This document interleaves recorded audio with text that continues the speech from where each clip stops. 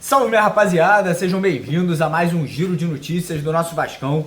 Vídeo de hoje, como sempre, trazendo para você, torcedor do Vasco, espalhado pelo Brasil inteiro, as últimas notícias, novidades e informações sobre tudo o que acontece no dia a dia do nosso Clube de Regatas Vasco da Gama. Vamos falar, óbvio, né, sobre mais uma derrota ontem no Clássico contra o Flamengo, um jogo polêmico, né, um jogo ali com erro de arbitragem, um jogo ali que o Vasco mais uma vez volta a ter uma atuação extremamente abaixo do esperado, né, um time que não tem intensidade, um time que não consegue bater de frente, né, parece ter medo do adversário, terceira derrota seguida na temporada para o Flamengo. Então a gente vai falar um pouco sobre isso, o impacto que essa derrota vai ter agora para a sequência do Vasco na temporada, né, o Vasco vai ter 3 semanas aí pela frente para se recompor, para poder conseguir, né, voltar ali a ter uma expectativa positiva, né, para o Campeonato Brasileiro, Copa do Brasil e a Copa Sul-Americana que a gente vai ter pela frente. E vamos falar sobre outros fatores, né, porque agora teremos uma janela de transferências interna, né, uma janela de transferências nacional somente para o mercado brasileiro se abrindo,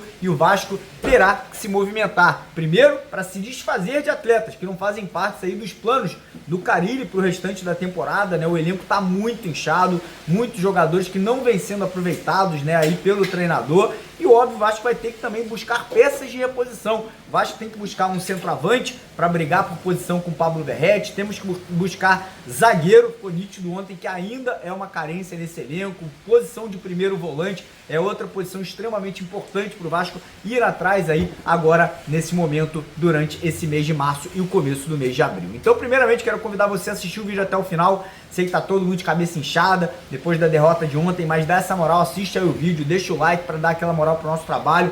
Se você é novo, tá chegando aqui no nosso canal pela primeira vez, fica a dica para você se inscrever, que aqui tem vídeo todo dia, de manhã, de tarde, à noite, a gente entra ao vivo para trocar aquela ideia, então vem fazer parte da nossa família. E aí é isso, né? Bora pro vídeo, né? Bora falar do que importa, que é do nosso Clube de Regatas Vasco da Gama. Então, começando a falar um pouquinho sobre o jogo de ontem, né? O Vasco entrou com uma escalação igual a do último jogo contra o Nova Iguaçu, que o Vasco tinha conseguido uma vitória, né? Uma vitória boa, mas é óbvio, um adversário muito mais fraco, né? Um adversário que não ofereceu perigo ao Vasco no decorrer da semana. E aí começa o jogo contra o Flamengo, um jogo de muita intensidade no comecinho da partida, né? Um jogo de muita tensão, mas ficou evidente, claro, né, que mais uma vez a equipe do Flamengo foi para cima do Vasco, mesmo o Vasco precisando do resultado, né? Quem precisava vencer o jogo ontem por 2-0 era o Vasco, e quem a gente via pressionando a saída de bola, adiantando as linhas de marcação, colocando os seus atacantes para poder atrapalhar a saída de bola era o Flamengo, né? O Vasco não fazia isso, o Vasco dava espaço, o Vasco não marcava com intensidade, o Vasco não conseguia subir as linhas de marcação ali, o que deveria ter sido feito, né? Em alguns momentos ali do segundo ou do primeiro clássico dessa temporada,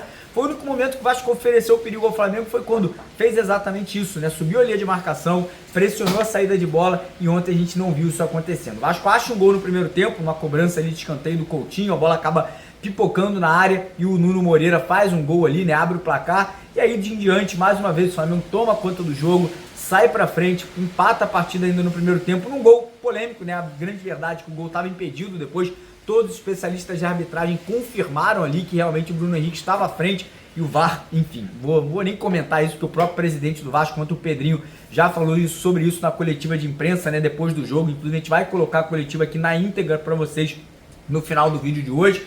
E aí o Flamengo segue amassando, segue pressionando. Segundo tempo, em vez do Carille mudar a equipe já no intervalo, né, tendo em vista a péssima atuação que o Vasco vinha tendo, ele não muda, continua com o mesmo time em campo. O Flamengo faz o 2-1 no segundo tempo, e o Vasco, precisando de uma vitória por margem de 2 gols de diferença, dá apenas 3 finalizações em gol durante a partida inteira, né? Que é uma loucura, realmente aí não faz o menor sentido. E aí vem essa terceira derrota na temporada para o rival, para o Flamengo. E aí, como eu falei, no final do vídeo aqui a gente vai colocar para vocês na íntegra a coletiva do Carille, e o Pedrinho também falou, né, sobre a polêmica da arbitragem. O Carille ali falando, né, que o time está muito longe do ideal, né? Tá muito longe de ser o time que ele pretende, né, colocar no Campeonato Brasileiro, mas tem que cobrar, né, cara? Tem que cobrar. O Carille já tá no Vasco há 2 meses, ou mais de 2 meses, e a gente não vê um sistema tático bem implementado, a gente vê um time muito, mas mas muito fraco fisicamente falando. O Flamengo amassou, o Flamengo passou o trator fisicamente para cima do Vasco ontem, nítido ali que essa questão física ainda realmente está longe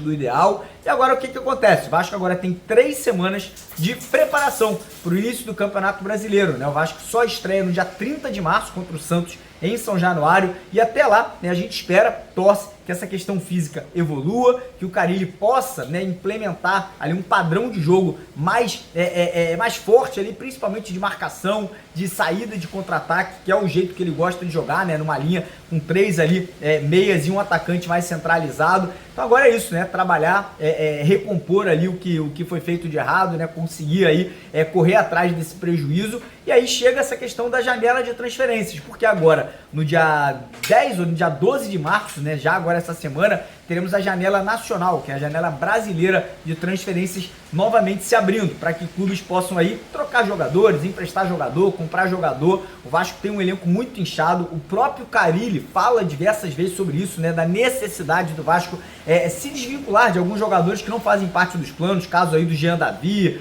caso aí, por exemplo, do Patrick De Luca, provavelmente Maxime Domingues, talvez ali o Souza, talvez o Alex Teixeira. Acredito que o Vasco deveria até tentar, né, uma antecipação no rompimento do contrato do Dimitri Payet. Teve a situação do Coutinho ontem, que volta a se lesionar e gera, né, todo um desconforto por parte da torcida, que, porra, sabe que o Vasco gasta muito dinheiro com esses dois jogadores, né? O Payet e o Coutinho juntos recebem aí 3 milhões de reais por mês de vencimento salarial, então realmente é um impacto muito grande caso os jogadores venham a se sair do clube agora nesse meio de temporada ou até de forma antecipada. Então o Vasco vai ter que buscar soluções aí para essa questão de enxugar o elenco e até poupar dinheiro para poder reinvestir, né, para poder ir atrás de algumas contratações. Essa semana já é esperado no Rio de Janeiro um atacante, que é o Brahim Palácios, do Atlético Mineiro, deve chegar aí por volta de terça ou quarta-feira para fazer exame médico, né, e assinar um contrato de empréstimo até o final do ano.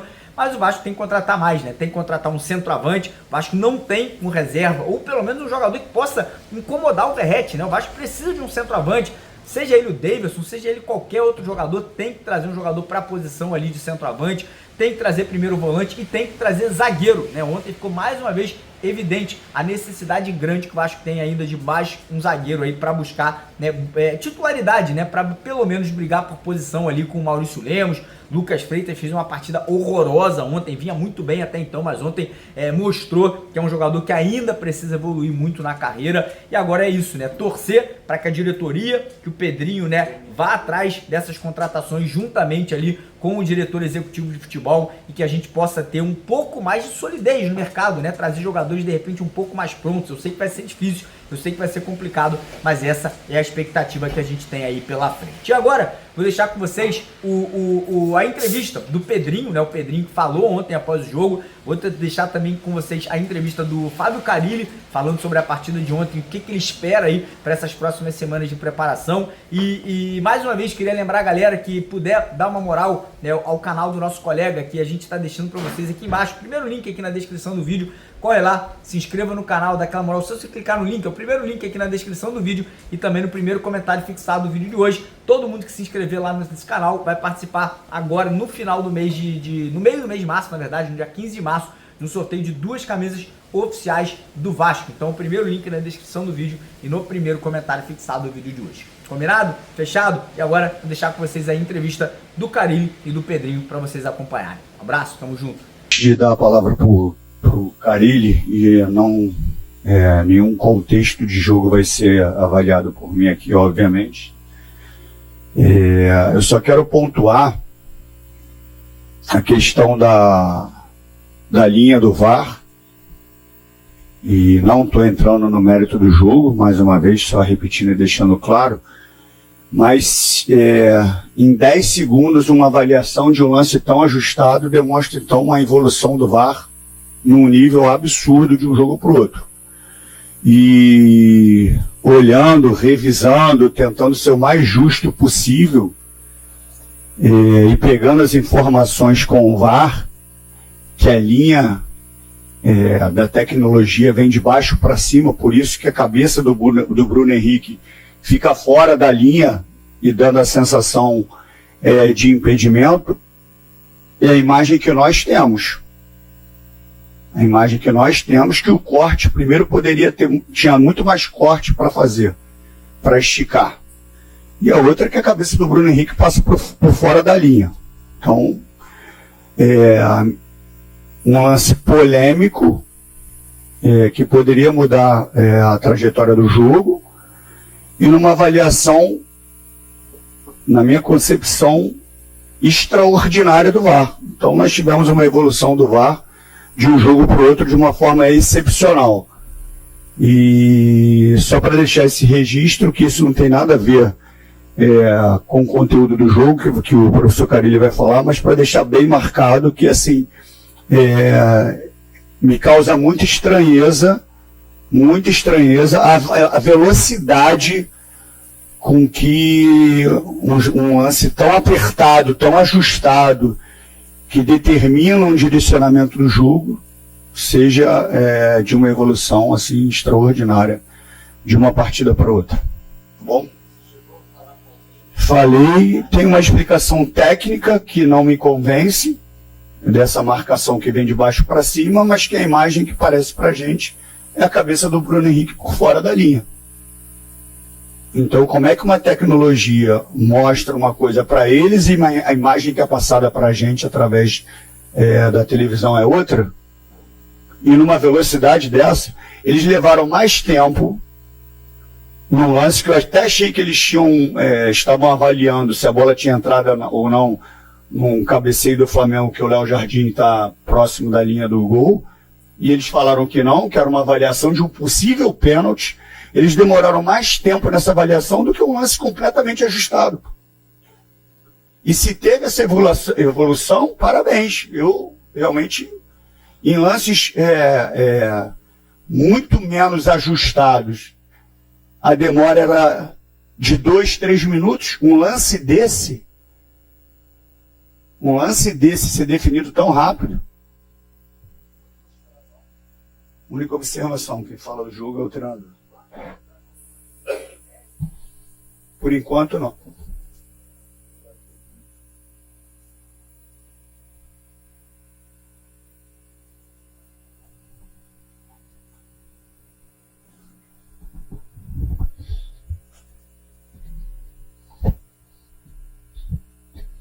Fábio, boa noite. Thiago Totti, Vasco Velocidade.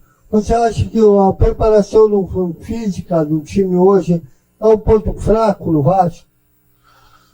Boa noite. Não tem como ser, né? O que a gente correu nos últimos jogos aí, contra o Botafogo, o próprio jogo contra o Flamengo, o primeiro jogo. Tivemos um jogo na quarta-feira pela Copa do Brasil, né? E hoje a parte física tá legal, o que a gente precisa melhor é a organização, a parte técnica. E já entrando nesse assunto, infelizmente saindo fora, temos 3 semanas para trabalhar, adaptar esses jogadores que estão chegando, fazer jogos, treinos nesse período aí, para que a gente inicie depois no dia 29, né, que é a nossa estreia. O Campeonato Brasileiro a gente inicie melhor organizado e melhor tecnicamente. Fábio, boa noite. Sérgio Quintes, canal Atenção Vascaínos. Tecnicamente, o Vasco está muito atrás do Flamengo. Isso aí, os números, o investimento, né, comprova.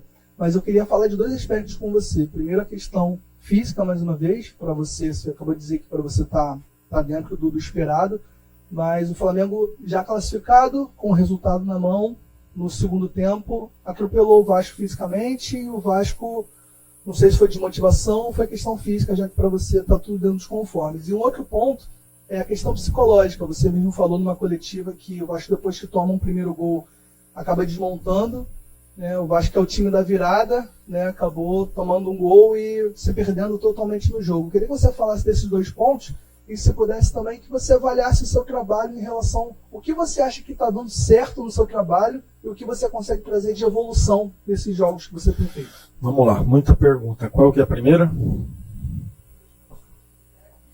Físico eu já falei. Não, qual que é a primeira? Então, qual que é a primeira? Físico. A gente está numa evolução, a gente teve uma semana com um jogo importante da Copa do Brasil, o Flamengo teve uma semana limpa, A primeira é essa. Então, a gente está num trabalho legal, evolução, jogadores chegando, se adaptando. A outra? A mental, sim, é algo que mais eu tenho trabalhado nesse período e eu tenho que continuar trabalhando bastante, né? E a outra?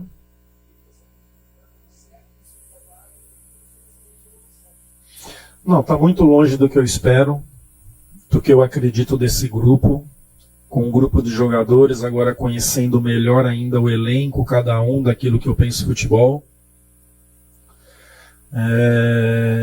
Algumas coisas vão ser feitas dentro daquilo que eu acredito para o início do Brasileiro. Jogadores que chegaram e se machucaram nesse período também e atrasou um pouquinho esse processo, né? Mas agora nosso DM bem vazio, poucos jogadores, todos no campo aí para eu tomar as melhores decisões. Boa noite, Carilho. Pedro Henrique Carvalho, ao vivo para a Band News FM. Vasco, mais uma vez, fica de fora de uma decisão do campeonato estadual, mas comparando o último jogo com esse, a gente conseguiu ver uma evolução no time, pelo menos na postura no primeiro tempo. O que você justifica para a queda de ataque, né, para a queda de volume ofensivo do Vasco do primeiro para o segundo tempo? E queria que você falasse também da situação do Coutinho e do Nuno Moreira. Coutinho sentiu algum desconforto, não consegui identificar ali do campo o que aconteceu. Queria que você falasse se foi alguma coisa física ou não. E falasse também um pouco do Nuno Moreira, que no primeiro jogo dá uma assistência para o Ryan e no jogo de hoje estava bem posicionado, aproveita ali uma chance de ataque. O que você acha que ele pode agregar para o Vasco para a sequência da temporada? Obrigado. O Nuno é um meia com muita qualidade. Pode jogar por dentro ou pode ser esse jogador de fora, mas não é um cara de drible, é um cara mais de combinação, de aproximação e de bom toque. É uma leitura tática muito boa. Falo uma vez com ele assim, ele já sabe o que tem que fazer e vai e faz, que isso é o mais importante. Então o Coutinho foi muscular, mas o que é ainda não consigo te dizer, muito recente, o jogo acabou agora, claro que vai ter que passar por uma avaliação, mas foi muscular, tá? E o Nuno é isso, o Nuno é um jogador que vai ajudar demais, tanto por dentro como por fora. É isso, acho que já cobrei ali no final, que a parte de organização, a parte tática da minha responsabilidade, mas a parte técnica é muito da responsabilidade deles, né? Então a gente ainda está tendo alguns erros que não pode, erros simples, né? Com a bola no nosso pé, uns erros que a gente não pode aceitar, e muito menos eles como atleta vestindo essa camisa tão pesada com tanta história, uns erros tão simples, que aí é claro, com a qualidade do adversário, a bola fica mais com o adversário e você passa a correr errado. Carilho aqui, boa noite, Yuri Duque do BTV Esportes. O Pedrinho teve a oportunidade de falar sobre a arbitragem. Eu queria primeiro saber também o seu ver em relação a isso, se afetou realmente o desempenho do Vasco na partida de algum jeito. E também, ao término do jogo, alguns cânticos da torcida pedindo a sua saída. Nas redes sociais também está muito inflamado esse assunto. Eu queria entender o seu ver em relação a isso, como você interpreta essa fala do torcedor, até mesmo também para te dar um espaço, dar uma resposta para a torcida que tem criticado muito esse seu trabalho inicial. Obrigado. Qual que é a primeira pergunta? O Pedrinho já falou, eu não vi o lance, então a resposta é dele ali. Eu estou muito confiante, eu sei bem o que eu quero aqui e aonde a gente pode chegar. Então a gente já começa por aí. Eu já falei sobre isso e vou repetir. É uma torcida que ela está machucada e a gente aqui dentro também tem que entender isso. Ainda mais vendo os 3 adversários aqui da cidade conquistando nos últimos anos. Os 3 times conquistando Libertadores, enfim, Copa do Brasil, Brasileiro. Então essa paciência que eles não estão tendo, e não é de hoje, o ano passado passou 4 técnicos. Então ela não é de hoje, ela não é de agora. Mas aqui dentro, assim, muito convicto daquilo que eu imagino, daquilo que eu penso e o tanto que a gente pode melhorar. Carilho, boa noite. Marcelo Santana da Rádio Ativa, é um prazer falar com você mais uma vez. Qual a lição que você tira de hoje do jogo, que você faz o gol, toma a virada, coisas que não poderão acontecer na Sul-Americana e na Copa do Brasil? Qual a lição que você tira desse time? Se vai ter mais reforços ou não? Você está satisfeito com o elenco? Essa é a primeira pergunta. Eu queria que você mandasse uma mensagem de força para o Luigi, que sofreu racismo essa semana, o jogador do Palmeiras, sub-20.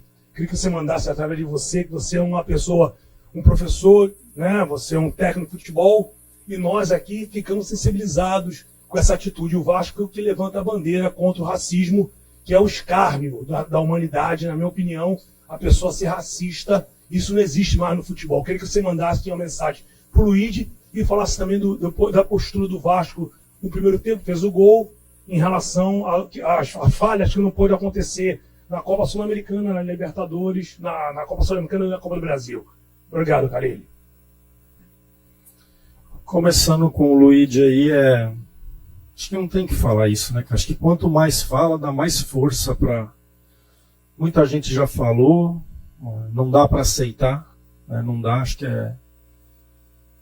isso está acontecendo há tanto tempo já e falam de tomar algumas posições e não tomam, né? A gente só tem que lamentar. A única coisa que eu falo para ele é que ele não tem que chorar, não. Não tem que chorar, não.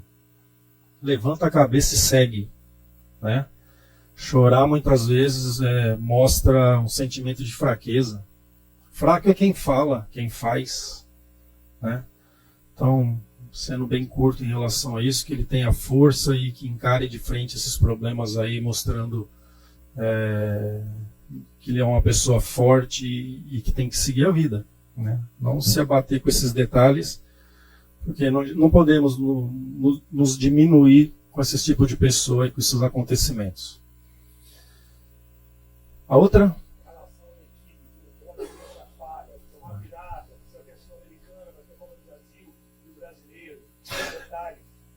Esses 2 meses de trabalho aqui foram fundamentais para entender. Esses jogadores que estão chegando praticamente não treinaram, entender o que é o futebol brasileiro, entender o que é um clássico, né? Mas a gente teve que acelerar esse processo para colocar esses caras em campo. Fizemos e novamente claro que depois a gente vai assistir, vai avaliar, vai pensar, vai olhar e chamar a atenção deles. Acho que mais uma vez, quando a gente toma um empate ali, começaram a entrar bolas por dentro que não estavam entrando até então, né? E a gente não pode, a gente tem que manter o tempo todo organizado e melhorar tecnicamente aí para que a gente fique mais com a bola no jogo. Professor Carelli, boa noite, Danilo do Expresso 1923. Essa questão da irregularidade do Vasco, a gente tem visto você falando nas coletivas de um primeiro tempo bom, no segundo tempo que não consegue desenvolver, ficar organizado, mesmo as substituições não surtem efeito. Agora, com esse período até o Brasileiro, a gente fica perguntando também da parte técnica, da parte da comissão que você representa, quais são os antídotos, quais são os remédios para tratar nesse dia a dia, nos treinamentos, para que o time não se perca tanto, tenha tanta diferença de não conseguir jogar 90 minutos de uma forma integral, organizada. Obrigado. Não tem muito o que falar, não. E sim, nós vamos trabalhar muito, cara. Mas muito. Muito. Conversamos agora já ali para decidir os dias, os 2 jogos treinos que eu quero fazer. Buscando adversários qualificados. Não adianta a gente pegar adversários também que não vai trazer dificuldade para nós. Mas a gente vai trabalhar demais, cara. Achar uma forma ideal, as suas variações e levar para campo e trabalhar muito, cara. Muito, até mesmo para que eu possa cobrar mais desses jogadores, né? Deixar as coisas mais definidas para que eu possa cobrar desses jogadores o melhor desempenho. Carille, boa noite. Amadeu do canal Na Torcida Vascaínos. Carille, o que me chamou mais atenção hoje foi o Vasco entregou muitas bolas para o Flamengo. Você atribui isso a questões físicas ou psicológicas? E uma outra perguntinha curta a respeito do Lloyd. Você pensa em colocar o Lloyd pelo lado direito? Porque alguns jogos que eu vi dele na Turquia, ele joga muito mais pelo lado direito. Você poderia falar sobre essa situação do Lloyd, por gentileza? Obrigado, boa noite. Não, a parte técnica eu não consigo colocar na parte física. Então é a parte de passe, essas coisas. É a parte técnica e o mental ali, o psicológico. Claro que você tem que pensar rápido. Futebol não dá para pensar muito. As decisões elas têm que ser melhores. A execução ela tem que ser melhor. Então não coloco na parte física isso. Assim, na Turquia, a primeira parte ele fez pelo lado direito, a parte final agora ele fez pelo lado esquerdo. E é o lado esquerdo que ele se sente melhor. Tá? Claro que a gente viu ele jogando pelos dois lados, né? Ele joga pela direita também, mas ele prefere jogar pelo lado esquerdo. Mas é bom que tem um jogador que é rápido, que tem 1 contra 1, que pode jogar dos dois lados, que pode me trazer mais alternativas aí durante o jogo, ou iniciando e mudando durante o jogo de lado. É importante isso, não ser preso só a uma posição, mas ele prefere a esquerda. Carille, boa noite. Gabriel Andrés, da Super Rádio Tupi. Queria te perguntar em relação ao Paulinho, que é um jogador que voltou de suspensão em relação ao primeiro jogo, já tinha jogado contra o Nova Iguaçu, mas jogou hoje também. Senti ele sendo um jogador muito importante, especialmente nessa marcação alta de saída de bola no primeiro tempo, e depois me parece que ele cansou e acabou sendo substituído. Queria que você pudesse falar um pouco sobre a importância de contar com esse jogador dentro da tua proposta de jogo, não só contra o Flamengo, mas em outras circunstâncias, e até em cima disso, se já para o Campeonato Brasileiro, esse setor, enfim, em relação a volante, poderia vir a passar por alguma reformulação. É algo planejado no sentido de alguma nova chegada, pelo menos para a peça de reposição? Obrigado. A respeito de reforços, ainda a gente não conversou sobre isso, mas eu estou muito satisfeito. Eu acredito que com um bom trabalho meu, entendimento dos jogadores, o resultado pode ser bem melhor. Paulinho começa o ano como titular. Paulinho está numa retomada ainda de uma lesão de cruzado, né? Não vou lembrar agora em qual rodada ele sentiu um desconforto, acho que ficou 2 jogos sem ser relacionado, está nesse processo ainda. E quando ele esteve em condições, já decidi colocar ele no jogo contra o Nova Iguaçu, né? E hoje outra vez ele sentiu, bateu o cansaço ali e ficou muito claro nas ações dele dentro do campo. Mas é isso, é um jogador importante, um jogador que a gente costuma falar de fibra rápida, que diminui, que encurta e que precisa melhorar e que vai melhorar por conta desse processo ainda da volta da lesão. Boa noite, Carille. Tudo bem? Um prazer falar contigo. Marcos Eduardo, do canal Gato Mestre. Eu gostaria que você falasse do Payet. Se você pensa em utilizar mais o Payet no início dos jogos, ou se vai ficar assim, entrando no segundo tempo durante as partidas. Muito obrigado. Ainda não consegui enxergar ter Coutinho e Payet junto, né? O futebol tá muito intenso, mudança de direção o tempo todo, intensidade, e eu acho que a gente sem bola pode sofrer bastante. A não ser que eu use o Payet como um 9, que nenhum dos melhores momentos dele foi no Olympique de Marselha sendo um falso 9. Né? Aí tudo bem, mas meio de campo, outra posição junto com o Coutinho, nesse momento eu não consigo enxergar. Boa noite, Carille, Sérgio do podcast Cruz Maltino. Foram 5 clássicos nesse estadual, 1 vitória, 4 derrotas. Né? Como você mesmo falou, a torcida está machucada e está preocupada. Né? Temos aí Copa Sul-Americana, Copa do Brasil, vai estreitando, e o Brasileiro. Queria que você mandasse um recado para ela, para ver se muda esse clima pesado que está na torcida com relação à sua pessoa. Já respondi aqui, eu não sei se você estava aí, né? Não, que eu entendo isso, né, mas eu tenho muita convicção daquilo que a gente tem que fazer aqui juntamente com os demais profissionais. Que ela vem, que ela apoia e que a gente vai fazer de tudo para ter resultados, que é só o resultado que pode acalmar eles. Carille, boa noite. Gabriel Alves aqui da Sintonia Esportiva. Eu queria que você falasse sobre o Garré, né, recém-contratado argentino. Ele tem uma característica também de jogar pela ponta, mas também jogar por dentro, como articulador, basicamente onde o Coutinho joga. Queria saber como você pretende encaixar o Garré no seu time, se é pela ponta mesmo ou se é por dentro no lugar do Felipe Coutinho. Não, ele é um jogador de lado, tá? Ele tem mais 1 contra 1 do que o Nuno, tá? Ele gosta de jogar pela direita, pode jogar por dentro, mas a preferência dele é jogar pelo lado, receber bola e jogar. Ele junto com o Lloyd são os que estão mais sofrendo com temperatura e com essas coisas. Ele estava na Rússia, né? Então a gente sabe o quanto que é abafado aqui esse processo de uma semana que a gente não conseguiu treinar muito por conta dos 3 jogos. E essas 3 semanas vão ser fundamentais para Nuno, para Lloyd e para Garré, principalmente nessa questão de adaptação. Aqui, Karine, Luiz Assado Gé. Você falou do Nuno, elogiou bastante ele. Queria entender se a decisão da saída dele foi técnica ou se foi física, por isso que você falou do clima. E também o que você leva de positivo desse período do Campeonato Carioca, desses 2 clássicos também, para a sequência do seu trabalho. Obrigada. Sim, o Nuno sai por cansaço, né? Ele foi ali tomar água e ali a gente conversou e deu sinais. Teve muita coisa boa. Muitas coisas boas, né? Só o jogo mostra algumas coisas para dar para a gente treinar, para a gente trabalhar. Então esses clássicos aí, principalmente do Botafogo para cá, o Botafogo e os 2 do Flamengo agora da semifinal, mostramos uma atitude melhor, mas ela tem que ser mais regular, tem que ser mais o tempo todo. Mostramos coragem.